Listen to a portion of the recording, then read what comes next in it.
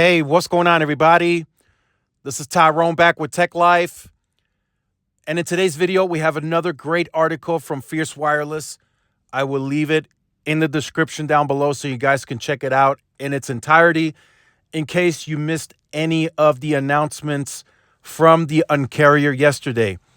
So in this video, I wanted to talk about what's next for T-Mobile. So the Un-carrier announcement is officially out there in the public.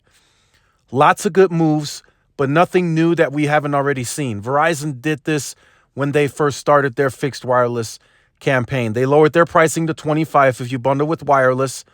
They are paying off ETF fees, early termination fees, and Verizon also has the 30-day back money guarantee if the service is not to your satisfactory. So Verizon does all that. T-Mobile's late to the party, so it's an Un-carrier move for them because they weren't doing any of this, but it's nothing new. It's nothing that they pioneered. So my take on that kind of, what's next for T-Mobile? Are we going to get another Un-carrier announcement this year? Is this the final one? Do they now just have to execute and go by their playbook? Potentially, this could be the last piece to their puzzle for the year in terms of Un-carrier, and now they just go and take share. That is a very strong possibility that the rest of the year we don't hear much else from T-Mobile. They just remain competitive. We might hear some promotional offers thrown out here and there during the quarters, but other than that, nothing big.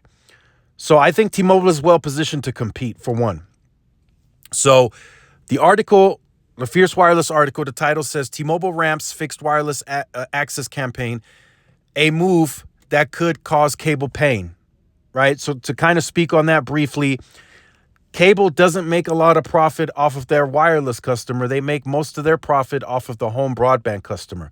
That's the customer that T-Mobile's taking and adding them to, switching them over to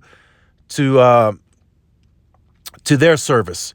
So T-Mobile is taking that customer and that's making them money, but they're also converting them to wireless, which is that's where Verizon and T-Mobile's profits are.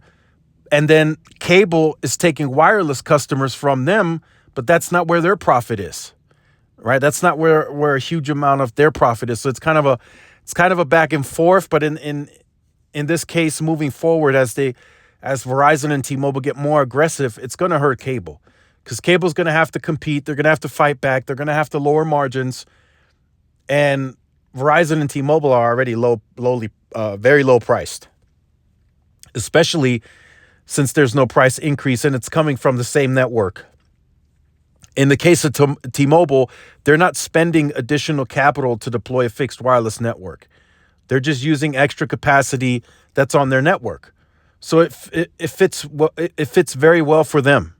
They make that additional $30 off of that customer for an add-a-line, and then they raise their ARPU, average price per customer, for bundling them in with Magenta Max. And then on top of that, they're also increasing the ARPA, the average price per customer. So it's that all happens in one swing. Why?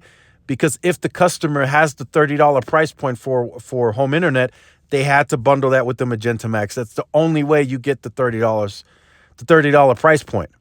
So it's a win-win. And it's a pretty big value.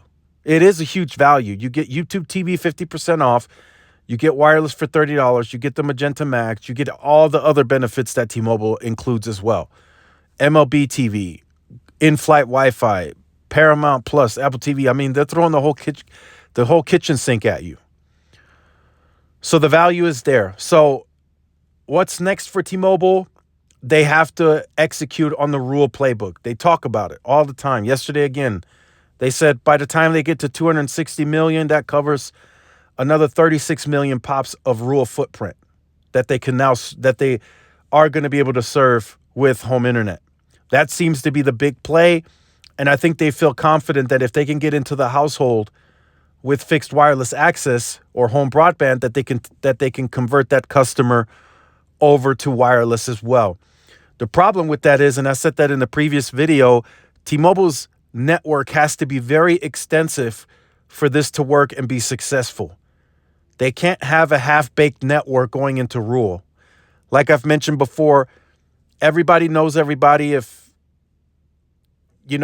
Timmy, uh, peed outside of the house, on the side of the house, the whole town knows it, and within 5 minutes.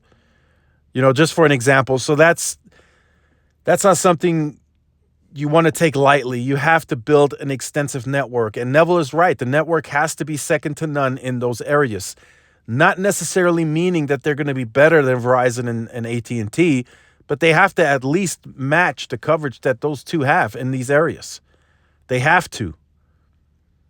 So that's why I think the approach in the playbook is they analyze, they have 775 sub-markets that they're tracking as SMERA, small market rural America. So then they run the analysis, they check, okay, is our network coverage extensive? Do we have the right to win? Okay, now we compete. We go big in these markets right here. The network is there. John Fryer just built retail locations. We got Walmarts that we're in, so let's compete there.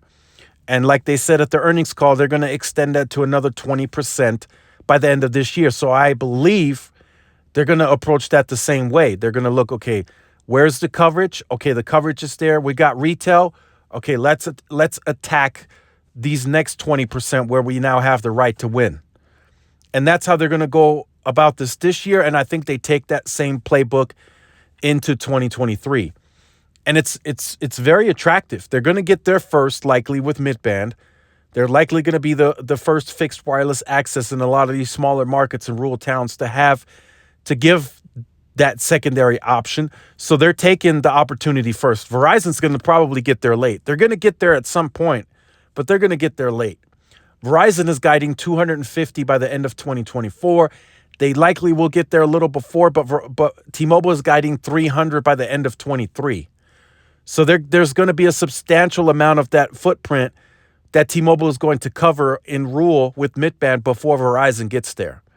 So T-Mobile has runway to soak up that opportunity. So in my opinion, and this is just my opinion, it didn't really matter that T-Mobile was late to the announcement because they're going to get into these areas first. They just needed to match Verizon's playbook to have a better chance at competing in these areas in case cable does decide to drop pricing any further.